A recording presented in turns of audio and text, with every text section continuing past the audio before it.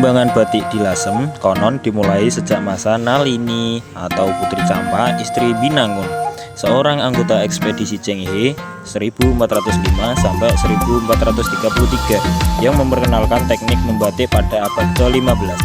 Masa keemasan perusahaan batik yang dibangun oleh orang-orang Tionghoa Lasem dimulai sekitar 1860-an. Perusahaan batik saat itu merupakan usaha yang paling menguntungkan setelah perdagangan candu. Kontak beragam budaya dan perdagangan komoditas di pesisir pantai utara Jawa wilayah Lasem bermula dari beberapa titik singgah pelayaran. Beberapa titik yang bisa dikenali adalah Pelabuhan Giringan atau Telahinang, Muara Sungai Dasun atau di Desa Dasun, dan Pelabuhan Bonang atau di sebelah timur kota Lasem. J.T.H. van Deventer menyebutkan kemunculan batik Lasem dalam skala besar merupakan fenomena aneh dengan pengusahanya keseluruhan adalah orang Tionghoa. Van Deventer juga mengutip dari Colonial Verslag tahun 1892, Beach Lake C. nomor 10.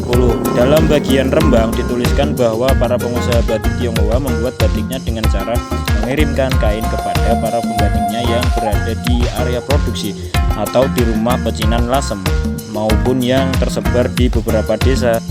Cara pengirimannya baik secara langsung atau dengan bantuan perantara.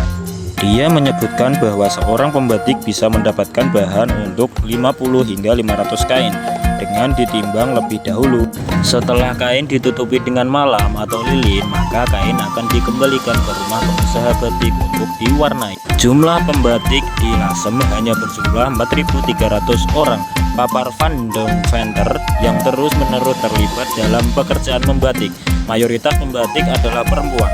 Pada akhir abad ke-19, pengusaha batik Lasem memiliki pekerja laki-laki yang bertugas membuat batik cap. Kain katun putih didapatkan dari para pengusaha kain katun bangsa Eropa.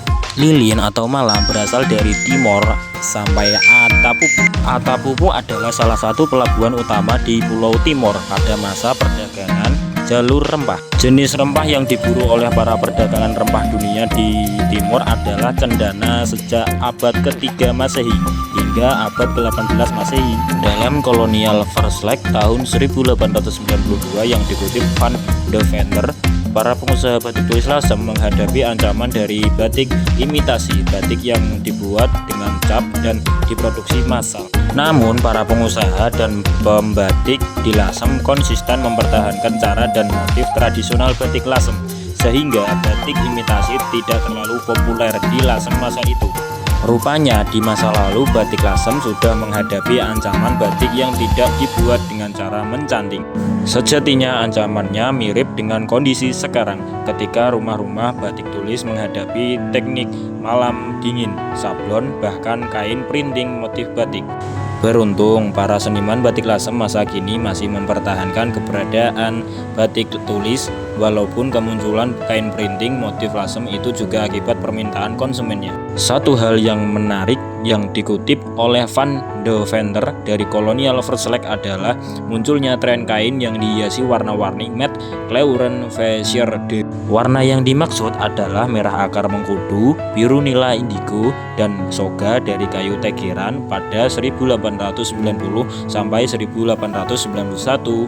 Rupanya warna batik utama batik tiga negeri mulai digunakan pada tahun 1890. Pengusaha batik yang menggunakan warna-warna tersebut terdapat di Batavia, Pekalongan, Lasem, dan Surabaya. Van Deventer juga menyebutnya sebagai kain dengan teknik yang rumit. Teknik tersebut masih tergolong rumit hingga saat ini. Lebih lanjut, Van Deventer menuliskan bahwa pewarna kimia yang disebut aniline berupa pewarna kain berbentuk serbuk baru digunakan di Jawa Tengah untuk mewarnai batik pada tahun 1904. Dia menyebutkan pula bahwa penggunaan pewarna aniline merupakan ancaman bagi batik berkualitas prima dengan pewarna alami.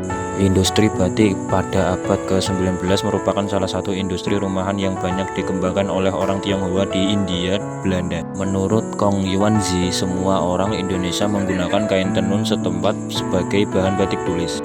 Namun lama-kelamaan para pengusaha batik Tionghoa menggunakan kain impor sehingga kualitas kain batik semakin lama semakin halus. Demikian lengkap Yuanzi dalam buku Silang Budaya Tiongkok Indonesia yang terbit pada tahun 2005. Pada kurun masa tersebut mulai muncul penggunaan blok tembaga sebagai alat cap pada batik.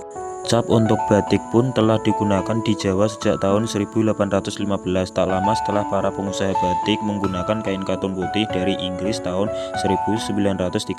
Cap ini pun awalnya berupa balok kayu, terinspirasi dari India, seperti yang diungkap Van de Venter. Dari kutipan koran Kengpo 1931, salah satu koran Melayu Tionghoa terbesar di Hindia Belanda, Lasem telah terkenal sebagai kota batik bahkan pada era 1930-an. Bahkan jauh sebelum itu, pada tahun 1873 telah disebutkan bahwa Lasem yang merupakan bagian dari residen Rembang hanya memiliki batik tulis menggunakan canting. Pada pertengahan abad ke-19, Lasem sudah menjadi kota batik yang memiliki 120 perusahaan batik. Pada saat yang bersamaan, Pekalongan memiliki 60 perusahaan batik, Solo memiliki 60 perusahaan batik, dan Banyumas memiliki 77 perusahaan batik.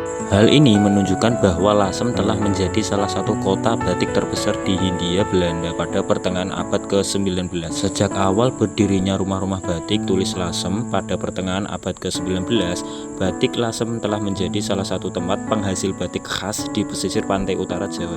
Batik Lasem sempat terkenal merambah pasar mancanegara, terutama di Asia Tenggara, Singapura, Sri Lanka, namun mengalami kemunduran pada tahun 1930-an. Batik Lasem merupakan karya batik yang memuat budaya akulturasi antara budaya Tionghoa dan Jawa. Kawasan Lasem, area pecinan, merupakan kota yang dibangun oleh orang-orang Tionghoa pada abad ke-18 dan abad ke-19, terutama pada masa perdagangan candu berkembang di Hindia Belanda. Batik tulis Lasem memiliki sejarah panjang sejak abad ke-15 yang berawal dari akulturasi budaya Tionghoa dan Jawa. Kedatangan pelaut saudagar Tionghoa menjadikan Lasem sebagai titik pendaratan pertama di Jawa yang kemudian berkembang menjadi pemukiman Tionghoa dan kerajinan batiknya. Keunikan batik Lasem terletak pada motif dan warna yang merupakan gabungan unsur lokal dengan pengaruh Tionghoa dan Belanda, terutama terlihat pada motif batik tiga negeri yang khas. Akulturasi budaya, motif dan warnanya merupakan perpaduan antara budaya Jawa dan Tionghoa.